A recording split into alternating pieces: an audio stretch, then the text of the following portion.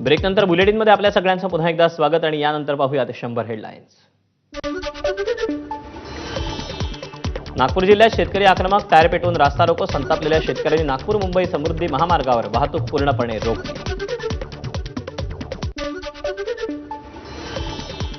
बच्चू कडूंचं नागपूर महामार्गावर ठिय्या आंदोलन, आंदोलकांची जेवणाची रस्त्यावरच पंगत।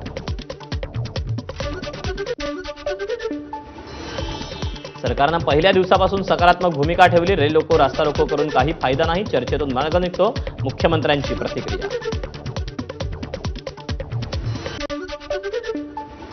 बच्चू कडूंच्या आंदोलनाच्या समर्थनार्थ अनेक ठिकाणी आंदोलकांकडून रास्ता रोको, नागपूरचे तिन्ही महामार्ग बंद, छोटे रस्तेही आंदोलकांकडून बंद।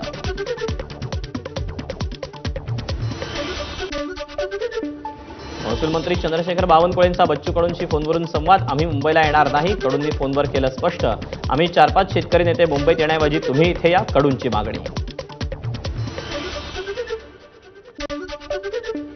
चंद्रशेखर बावनकुळेंनंतर बच्चू कडूंचा महाजनांशी फोनवरून संवाद, आंदोलन स्थगित होणार नाही, कडू आंदोलनावर ठाम।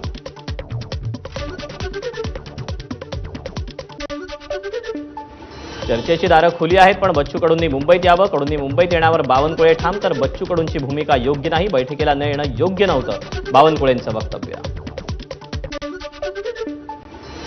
बैठकीला तयार आहोत, मात्र आंदोलन सोडून मुंबईला जाऊ शकत नाही, बच्चू कडूंकडून स्पष्ट।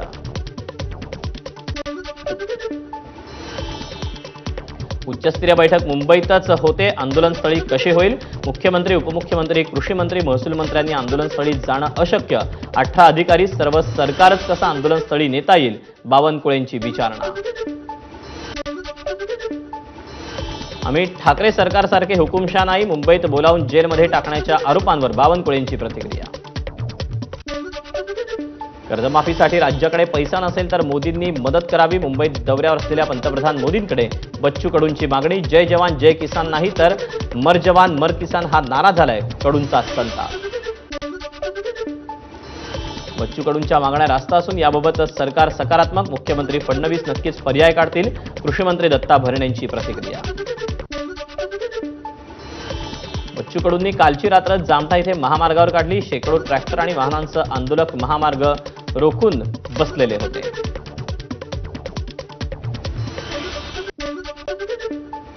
मुख्यमंत्र्यांच्या नागपूरमधील शासकीय निवासस्थानावर पोलिसांचा चोख बंदोबस्त, ठिकठिकाणी बॅरिकेडिंग करून रस्ता अडवला।